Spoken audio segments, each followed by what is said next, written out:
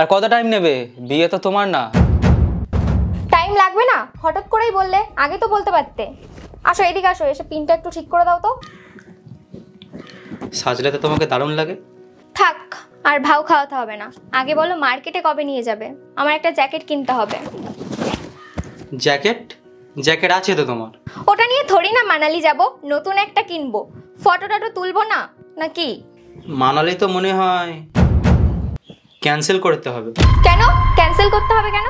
কোম্পানির একটা বড় টেন্ডার পাস হয়েছে, এই মাসেই কমপ্লিট করতে হবে। এটা হয়ে গেলে না অনেক প্রফিট হবে। কার হবে প্রফিট? কোম্পানির হবে। আর তুমি কি পাবে? আর কোম্পানির প্রফিট হলে আমিও পাবো কিছু না কিছু। তুমি একা গেলেই প্রফিট হয়ে যাবে? আমি একা গেলে প্রফিট হবে না, কিন্তু মালিক বারণ করেছে এই মাসে ছুটি নিতে।